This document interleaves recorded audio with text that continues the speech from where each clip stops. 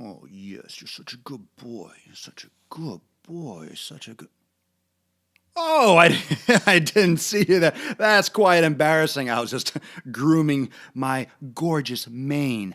In this episode, where the hell do you start becoming flexible, functional, and fit? The sun is shining, the birds are chirping, the bacon is sizzling. Welcome to the Daily Swole.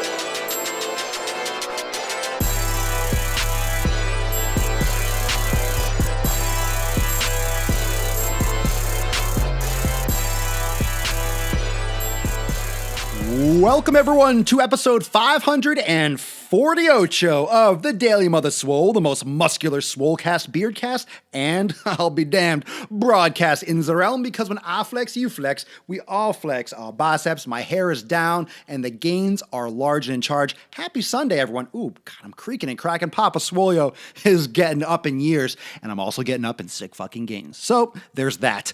Welcome to episode 548. This is part 4 of our Flexible, Functional, and Fit series.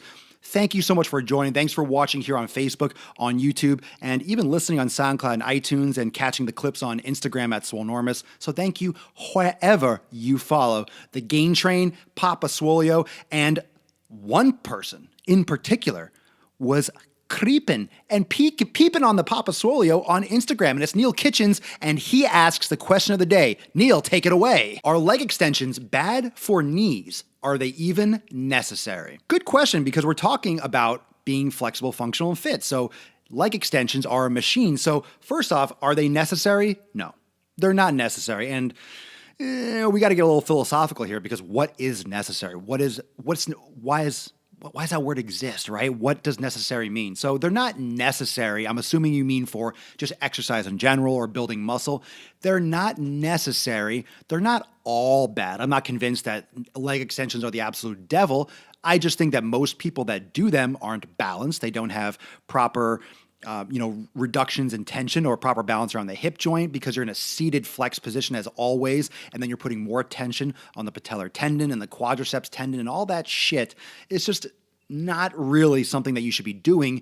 It's better off doing yoga and doing glute work. So when it comes to leg extensions, if I even throw them in, I do a very limited range of motion, maybe like the last 20, 30 degrees, just to get a great pump, because there is something about like an isolation for the quads that just you don't get with a squat. But I would be very careful if you don't practice a lot of mobility, and if you have any kind of like lingering tendonitis or issues with your knees, just don't even fucking bother. Don't even bother. A lot of the new machines are better than the old ones, but more often than not, if you don't have a well-balanced program and you already got some existing issues, they're not necessary. They can be very bad for the knees. And I really do think that's a case-by-case basis, because then again, you see people like Cristiano Ronaldo, one of the highest paid athlete in the world, and blah, blah, blah, or, one of them, and, best soccer player in the world, this, that, and the other, and he's doing leg extensions. So are they bad for everyone? Are they bad for certain people? Are they functional for certain things? Because obviously kicking a soccer ball is a very specific movement.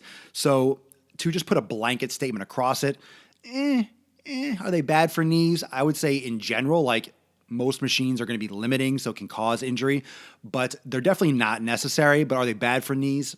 I would just be careful with the angle and balancing them out with proper hip mobility and glute work and glute activation and so forth. So Neil, awesome question. Thank you so much for asking. If you want your question featured on the Daily Swole, just make sure you drop the comment right now wherever you're watching and use the hashtag AskPapaSwolio.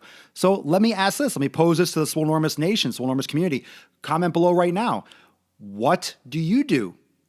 Do you do leg extensions? Do you do leg extensions? I want to know. So drop in the comments right now. Do you do leg extensions? That's a lot of do-do. Do you do? Do you do leg extensions, Swolenormous community? I've been singing a lot lately, so maybe it's the beans. Maybe it's the coffee beans. Maybe it's it's too much caffeine. I got like the extra caffeinated bunch. So for those of you that just had their ears raped, muchos apologies. Let's get into the show. And oh yeah, remember, if you want to be entered to win prizes, lesson packs, programs, apparel, and more, even FaceTimes with yours truly, make sure you tag a friend in the comments below with the hashtag Daily Swole Club. That's hashtag Daily Swole Club. Tag a friend to win awesome prizes every week. Happy Sunday. I can have a little extra caffeine, right? I can have a little extra caffeine because it's Sunday. If it's Sunday fun day, I'm allowed to have a little extra J in my Joe. You know what I'm saying? So today is where do you start? We've been talking all week. About being flexible, functional, and fit. We talked about proper gear, tools and tactics, how to work it in with your strength training, why it exists in the first place. So where do you start? Let's go back to the beginning because you get a lot of information. I think because some of you are watching this one for the first time. That was delicious. Some of you are watching this episode for the first time, and some of you need to really remember that it's not about the fancy stuff. That's as far as you should take it when it comes to how do you implement it with your strength training and how, what tools to use. That's enough right there. In 4 fucking days, that's enough shit to add to your plate and to integrate, okay? First off, you're going to start by admitting that you don't do jack shit for mobility. You don't do jack shit. Look at what you do. Unless you're doing it every day, unless you're implementing it really well, like your shit is tight. Your stuff is tight. And comment below. I want to know, how often do you do mobility? Is it daily? Is it 3 times a week? So right now you can comment below and drop that in the comments, get that conversation started. How often do you do mobility? But just admit in general, even that you just don't do enough. Either you don't do it at all, or you don't do enough, or you aren't consistent enough, right? So you got to make it part of your program. Backtrack, take the knowledge that you've learned so far, and make it a part of your program. That is not as easy as it seems. That's changing a habit. You do understand that doing it for like 2 or 3 days does not make it like a habitual thing that, oh, you're doing it so much, you're always doing mobility, you're seeing all this progress. Doesn't do dick. You got to make it a regular part of it. You really have to, coffee burp. You really got to make it a part of your program. So not making excuses not to do it. Don't make excuses. This is not the time or the place to make excuses. No one watches the Daily Swole because excuses are going to be a part of it. This is not the place for that shit.